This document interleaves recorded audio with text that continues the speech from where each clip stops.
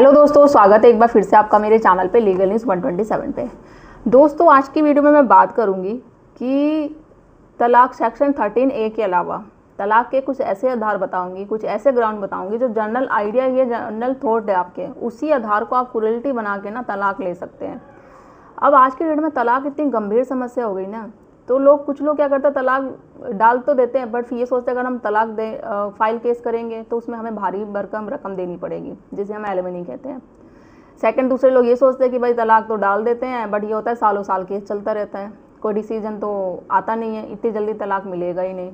और ये जाहिर सी बात है, क्योंकि आप कोर्ट में जाओगे, ये नहीं कि आपने तलाक की पिटिशन फाइल कर दी आपको दूसरे दिन ही तलाक मिल जाएगा। तलाक लेने के लिए आपके पास स्ट्रॉन्ग ग्राउंड होना चाहिए, वो आधार होना चाहिए, सबूत होना चाहिए। जब आप कोर्ट में प्रूव कर दोगे तो जब ही आपको तलाक मिलता है। तो कुछ इस वीडियो में मैं ऐसी आपको जो जनरल आइडिया ही होते हैं, जो थॉट ही होते हैं, आपको उनको ही आधार बना के आपको कैसे साबित करना है और वो आपका तलाक का ग्राउंड बन जाएगा। कुछ 4-5 पॉइंट बताऊंगी, बहुत ज़्यादा इंपॉर्टेंट है वीडियो, एंड तक देखिएगा, स्किप बिल्कुल मत करना, फिर स्किप करते रहोगे आपको समझ में नहीं आएगा। तो वो चीज़ें हैं, और ज़्यादा से ज़्यादा लोग तो शेयर करिए, ताकि आप जैसे और भी लोग जो पीड़ित है सेम सिचुएशन में, जो चाह रहे हैं कि भाई तलाक देने के लिए, बट उनके पास ग्राउंड नहीं है। आपके पास होता है बट आप इग्नोर कर देते हो, आपको पता ही नहीं चलता कि किस तरीके से मेरे पास ग्राउंड भी है, तो उसको यूज़ करना है, उसको कैसे आधार का ग्राउंड बनाना है तलाक का।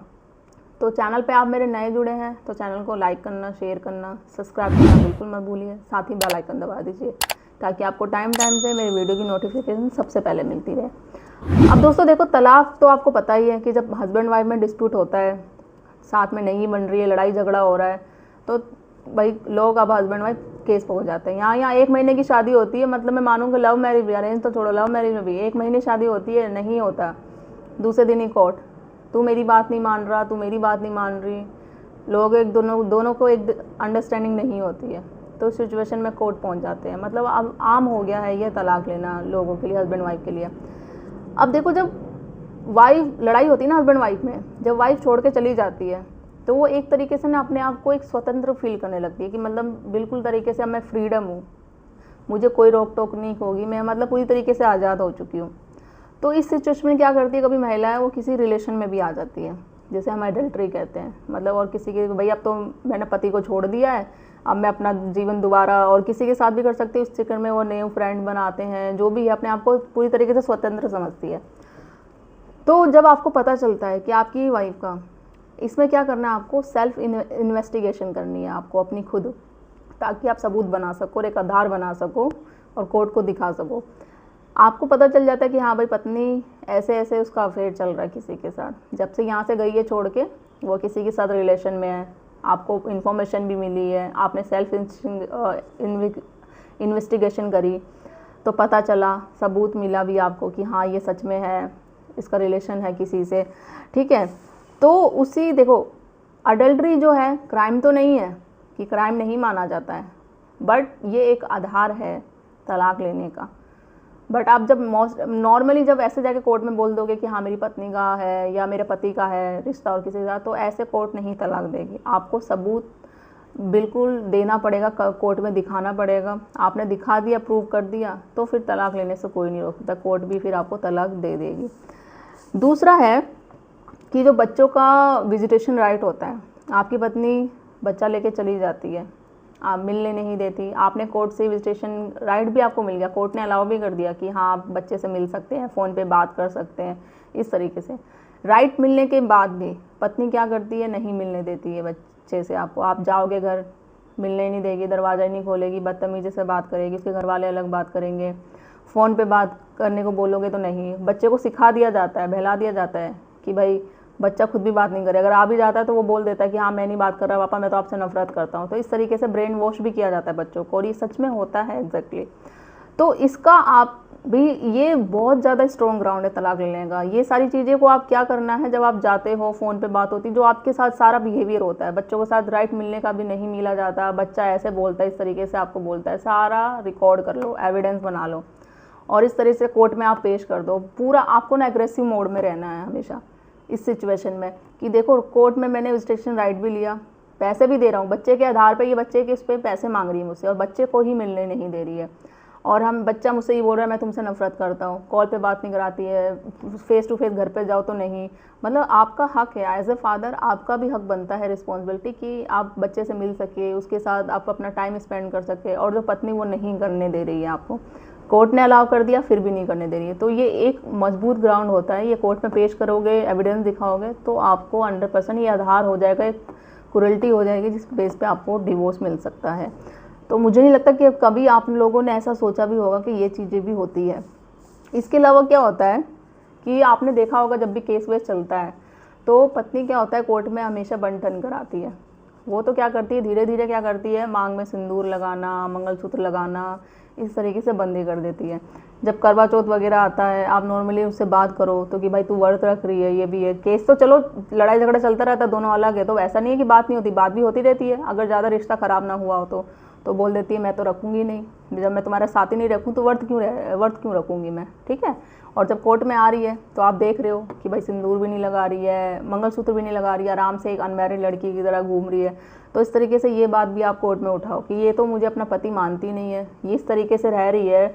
मतलब पत्नी वो होती है बिल्कुल सिंगार सवरना रहता है, तो ये वो दिखाई नहीं रही है, मतलब मुझे मरना, वो घोषित कर रही कि मैं हुई नहीं इसकी लाइफ में। तो जब हुई नहीं, जिसको कोई फ़र्क ही नहीं पड़ता, उसके साथ रहने का क्या मतलब बनता है। तो इससे अच्छा तो अलग ही रिश्ते को ही ख़त्म कर दिया जाए। तो ये अपनी लाइफ में जब खुश है तो मैं भी अपने लाइफ में आगे खुश रहूँ, मैं भी अपनी लाइफ को आगे चांस दूँ। तो ये भी एक ग्राउंड बन सकता है तलाक का। इसके अलावा में क्या है कि जब भी कोर्ट में बहस होती है, जब आर्गूमेंट हो गए, तो पत्नी क्या करती है, कोर्ट में चिल्लाएगी, चीखेगी, बहस करेगी, चिल्ला चिल्ला के बोलेगी। आप उसे 1-2 बार कोर्ट में बुलवा लो कि भाई तुझे मेरे साथ रहना है, तो बोल देगी नहीं रहना, तुझे तलाक चाहिए। वो बोल देगी हाँ मुझे तुम्हारे साथ रहना ही नहीं है, तलाक चाहिए। इस तरीके से मैं नहीं रहना चाहती इसके साथ, बहुत हो गया, इस तरीके से बोल देगी। तो उसी समय आप अब जज साहब को बोलो कि इसकी बातों को रिकॉर्ड किया जाए, स्टेटमेंट लिया जाए, और जज सामने के सामने भी बोल देगी वो बार बार कि मुझे रहना ही नहीं है, मुझे तलाक चाहिए। तो वो एक स्टेटमेंट एक रिकॉर्ड हो जाएगा, वो एक एविडेंस बन जाएगा। तो जज साहब को भी पता चल जाएगा कि हाँ भाई पति तो चाह रहा है रखने के लिए, वो बोल रहा है चलो चलो, और वो पत्नी हमेशा मना कर रही है और सामने ही कोर्ट में मना कर रही है। तो जब वो रहना ही नहीं चाहती तो ज़बरदस्ती उस रिश्ते को क्यों रखा जाए, क्यों कंटिन्यू किया जाए। तो ये भी एक तलाक ऑन रिकॉर्ड हो जाएगा, स्टेटमेंट एविडेंस हो जाएगा, वो भी जज के सामने हो जाएगा।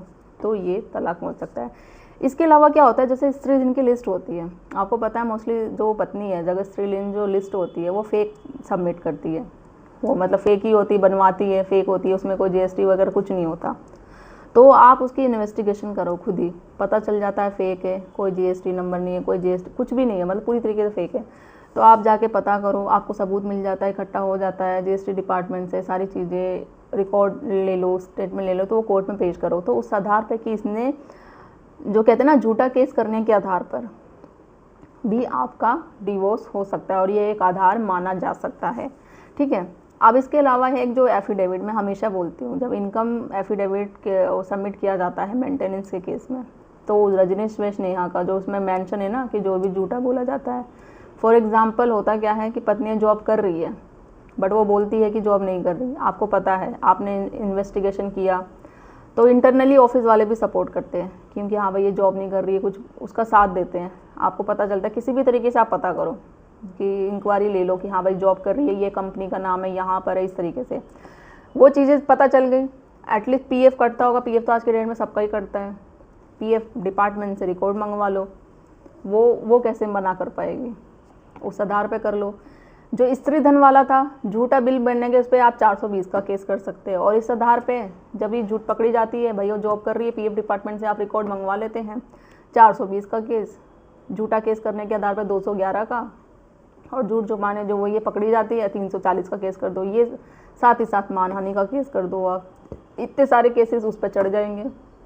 तो आपको क्या लगता है, पक्का गिड़ाएगी भी, तलाक भी मांगेंगे, जीरो मेंटेनेंस पे आप मान के चलो आपका तलाक हो जाएगा। वो खुद एग्री कर जाएगी, जो वो जहाँ आपको परेशान कर रही थी ना, खुद दिखा रही थी मैं इससे पैसे लूँगी, इसको इतना जीना हराम कर दूँगी, छोड़ूंगी नहीं, तलाक भी नहीं दूँगी, साथ भी नहीं रहूँगी, तो इस तरीके से, और इस अच्छी खासी रकम इसकी करूँगी, और जब मैं एग्री होंगी ना तलाक के लिए, तो अच्छी खासी एक एलिमनी रकम जो लाखों में क्या करोड़ों में वो डिमांड करूँगी मैं।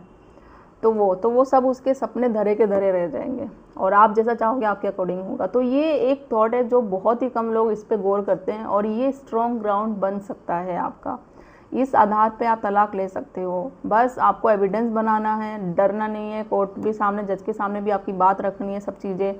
तो इस तरीके से करो आप, तो आपको डिवोर्स मिलेगा मिलेगा। और ये सारा होता है ना पत्नियाँ कि भाई मेरे को रहना ही नहीं है, ये कंटेस्टेड डाइवोर्स में ये सारे काम आते हैं आपके। म्यूचुअल डाइवोर्स में वो ही हो जाएगी, लास्ट में आप कन्वर्ट हो जाएगी कि हाँ भाई मुझे तलाक चाहिए, वो हो जाए। और स्टार्टिंग में तो होता है कि भाई चलो आप कोर्ट में केस लंबा चल रहा है, हस्बैंड वाइफ खुद देखते हैं कि कोई डिसीजन आ ही नहीं रहा है, तो हम ऐसा करते हैं कि भाई अब आगे अपनी लाइफ कब तक हम अपने कोर्ट कचहरी में काट दें, तो अब रहना ही नहीं है। दोनों समझते हैं, अंडरस्टैंडिंग दोनों की होती है कि इससे बेटर है हम म्यूचुअल डिवोर्स ले लें।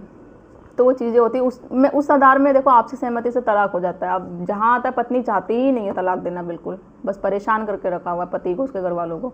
तो ये सारे आधार है, इस आधार को आप बनाइए, तलाक का ग्राउंड बन सकता है और आपका तलाक भी हो सकता है। इससे रिलेटेड गाइडलाइंस भी आ रखी है, सुप्रीम कोर्ट की जजमेंट भी आ रखी है, जो आधार पे आपको मिल जाएगा। तो आशा करती हूँ आपको हेल्प मिली होगी इस वीडियो पे, और कमेंट में करके ज़रूर बताइएगा क्या इसके साथ सेम सिचुएशन जो मैंने आपको बताए हैं ग्राउंड, तो आपके साथ ऐसी चीज़ें हैं तो आप नेक्स्ट कदम ये उठा सकते हैं, स्टेप ले सकते हैं अपने तलाक के ग्राउंड में। तो चैनल को सब्सक्राइब करना बिल्कुल मत भूलिए। जल्दी मिलती हूँ मैं एक ऐसे इन्फॉर्मेटिव वीडियो के साथ, तब तक के लिए थैंक यू।